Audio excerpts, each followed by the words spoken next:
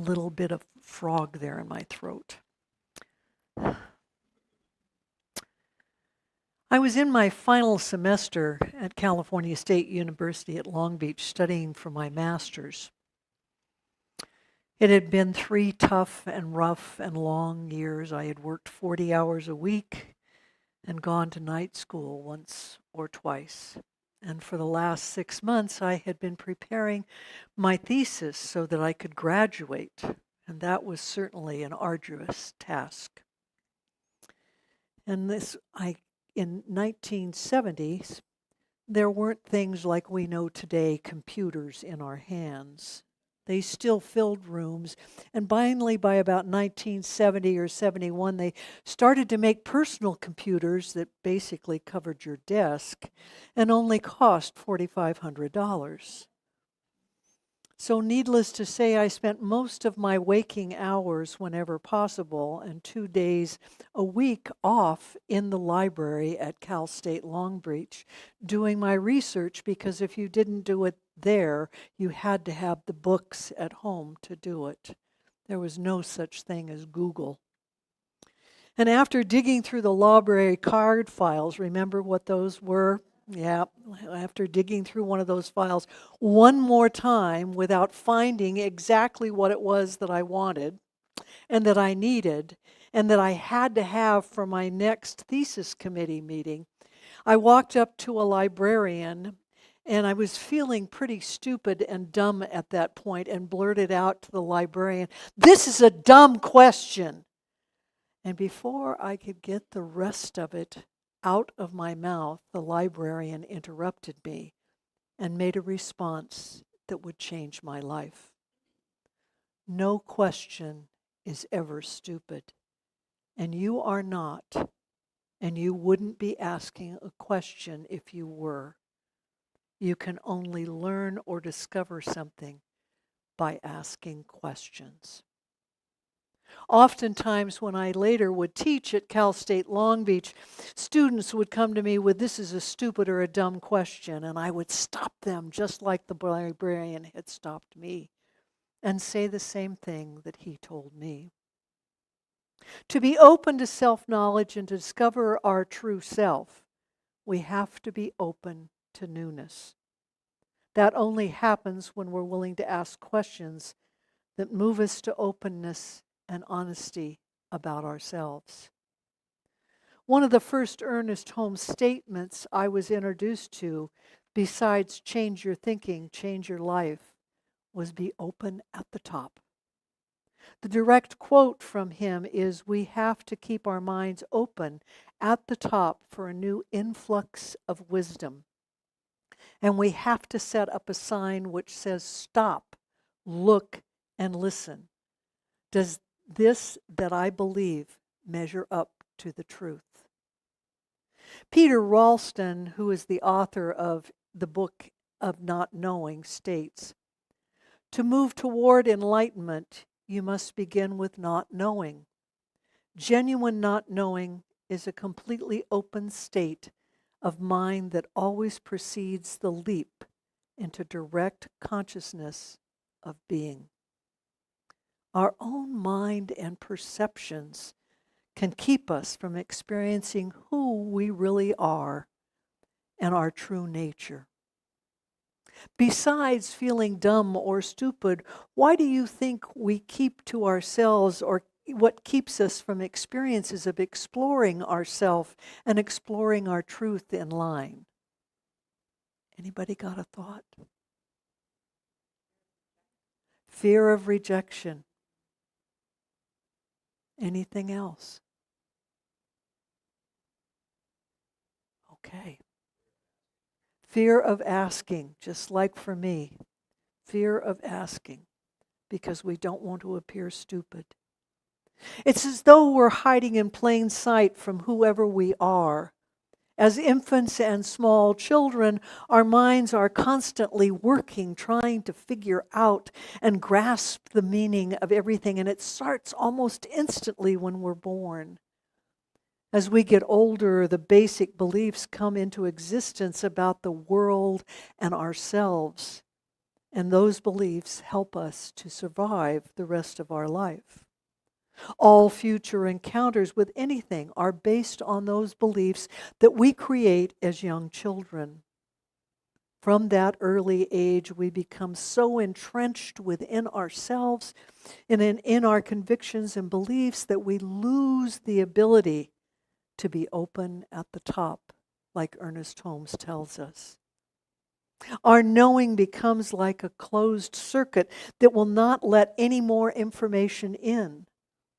In order to experience newness and be on that journey of self-discovery, we have to be willing to ask questions. Questions of ourselves that sometimes are uncomfortable. It also means not looking at ourselves as stupid or dumb. It is accepting that there are things we do not know, and that does not make us dumb, stupid, or wrong. Our willingness to learn is only hampered by our resistance to change, our fear of looking stupid or not knowing what we think we should do or be. Just like I was afraid to ask my question and proclaimed it stupid before I even asked it. Not too long ago, I was sharing a story with a friend about myself, and she turned around and looked at me and said, "I didn't know that about you, Eileen." And then I said, "There's a lot you don't know about me." And the more I thought about it, the more I realized there was still a lot for me to learn about myself. This becomes more evident for all of us as we continue to grow spiritually. The more insight we have about ourselves and our beliefs, the more we realize how little we really do know. In the book of Not Knowing, Ralston points out that insight is more than having just a good idea about something. To be in that place and space of learning or having insights about ourselves, it's up to us to participate in the effort of learning about ourselves. Nobody else can have that experience but you. Nobody else can have that kind of a connection to your life and understand it greater than you. Insight is when we experientially become conscious of what is true for us personally. Ralston further defines insight as the sudden awakening in our consciousness when we realize something that is true about us or for us and is authentic. Self-insight or discovery can be about our world, our work, our family, and most importantly, about ourselves. Self-insight, according to Ralston, will have 6 common qualities about them. The first is an insight is true, or is really not an insight. Second, an insight is not simply an opinion or a guess. An insight is an authentic experience. An insight is beyond our belief. It is instead something that we personally encounter and understand. An insight is self-validating. The truth or validity of the realized lies is what is learned and realized. An insight is authentic when there is no guesswork involved.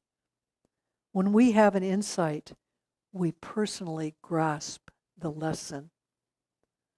Not long ago, I was working with my spiritual mentor on a topic of judgment. She helped me to understand that there are 2 kinds of judgment. First, there's the spiritual kind that moves us to a higher place of understanding and compassion for others and ourselves. The second kind of judgment is really accusations, according to Emma Curtis Hopkins. And our accusations are driven by our fears. And when we can see and understand what is happening, In our own consciousness, we know our accusations are driven by something that we need to heal within ourselves. That is what self-discovery, insight, and knowingness is all about, rolled into one. Much like the science of mind has principles of self-discovery, self-discovery has fundamental principles also. Those principles empower our investigation of ourselves, our lives, and our reality. The four principles, according to Ralston, if we didn't have them, there would be no self-discovery or no self-insight. So just what are these four principles? Authentic experience, honesty, grounded openness, and direction and questioning. The principle of authentic experience provides us with a path or direction for us to follow. It pushes us to be straightforward and truthful in every experience that we have, even the everyday, ordinary experiences. That means that we don't pretend that something is true for us when it really isn't. My mother had an issue with overweight people. So much so that she was always getting after me to eat less. Eat more fruits and vegetables. Yuck! Stop with the ice cream already, Eileen. And at some point, I picked up a belief from someplace that I was big boned. That's why I was fat. So that I could explain the weight issue for me. And of course, that's the farthest thing from the truth.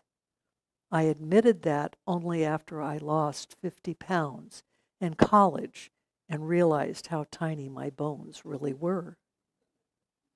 It means releasing fantasies and personal beliefs and desires from all of our experiences. We want for ourselves what is personally true. It means letting go of gossip and hearsay. If you cannot validate something, then it's not true. You must validate what you believe. Not too long ago, my great-nephew and I were discussing electric cars and his belief that they were dangerous for the environment. "What are you talking about?" I said. "That's not possible. Electric cars are good for us."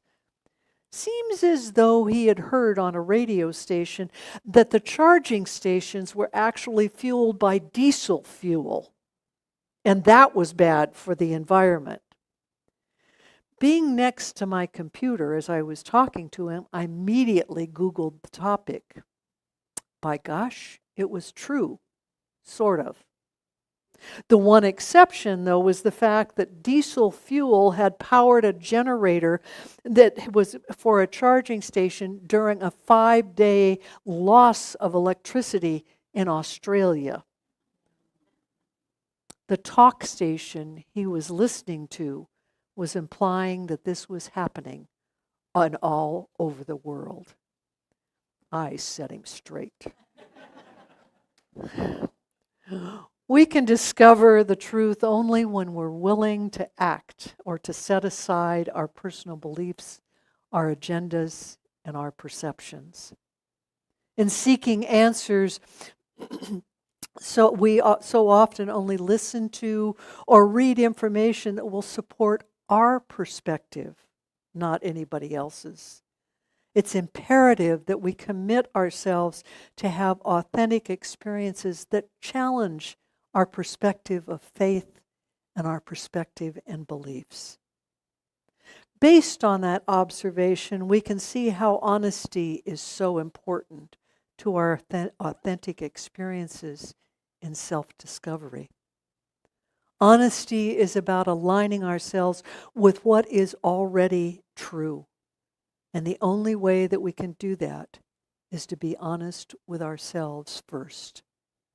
That doesn't mean we do not refashion something so that it serves our need. A simple question we can always ask ourselves is, what is actually so? What is actually true? A powerful experience is recognizing our own limitations and false beliefs. Big bones. This is real self-truth, and healing can begin when this occurs. The third principle is grounded openness. Would you rather be defined as an open-minded or closed-minded? Most of us, I'm sure, would rather be open-minded. Closed-minded people may be grounded, but they have a belief or a way of believing that works for them that they are not going to budge from.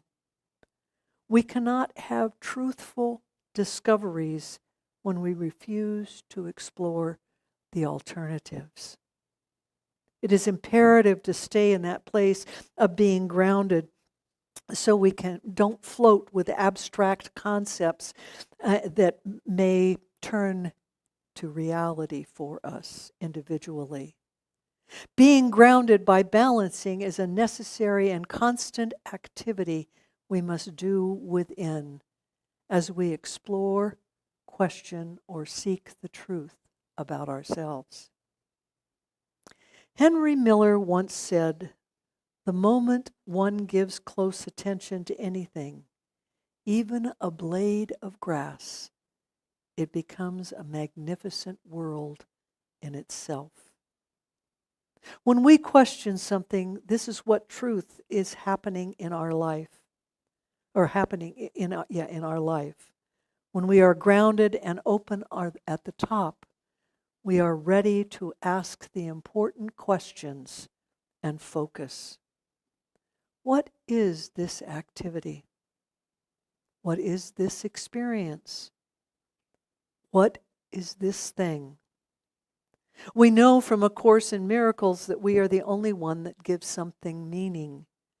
And the importance of the process taught by Ralston is not about what you discover, but rather that you engage in a process of questioning to discover what is really so in any situation, any experience.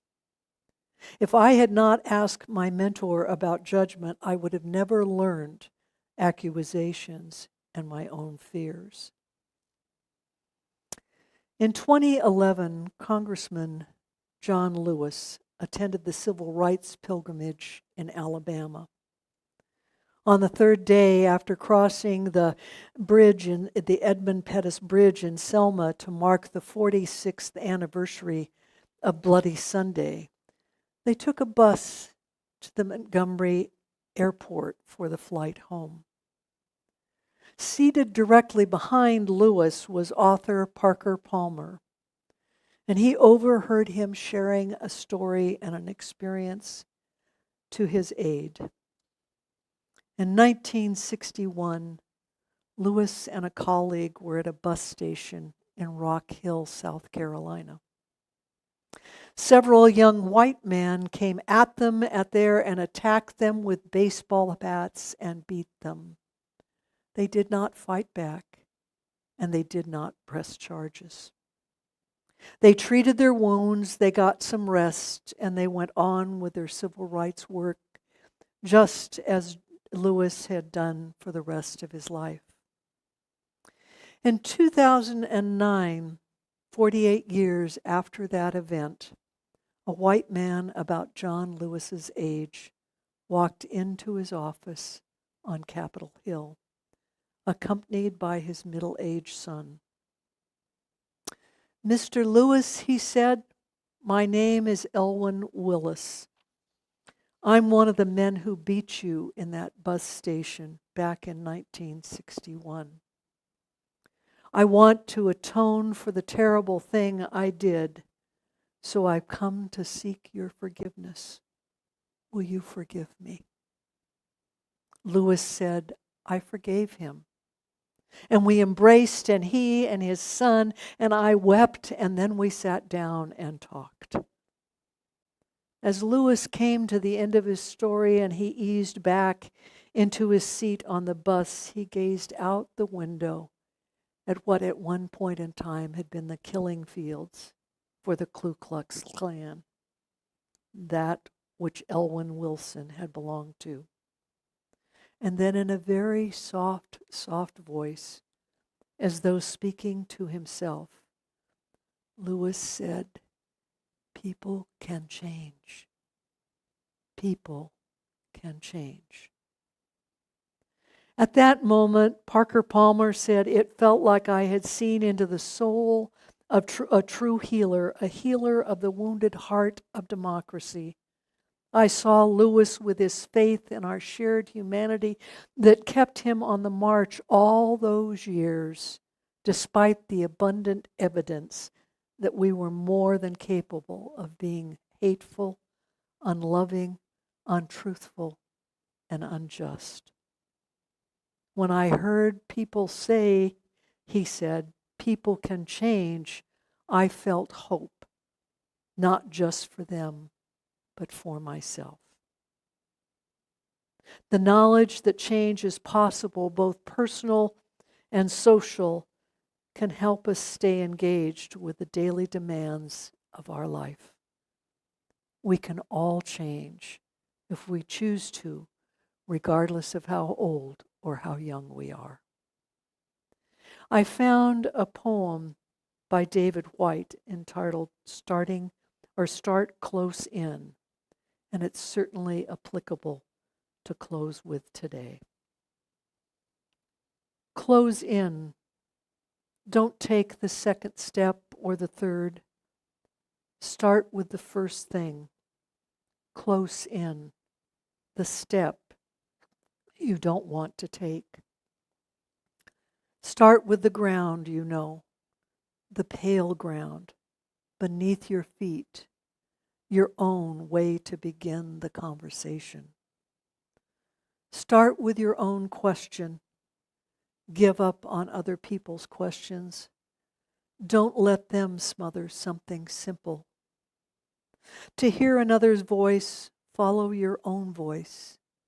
Wait until that voice becomes an intimate, private ear that can really listen to another. Start right now. Take a small step. You can call your own, don't follow someone else's heroics. Be humble and focused. Start close in. Don't mistake that other for your own. Start close in. Don't take the second step or the third. Start with the first thing. Close in. The step you don't want to take. So start close in and seek your truth within, one step at a time. This is the truth in my life. This is the truth in yours. And so it is. Amen.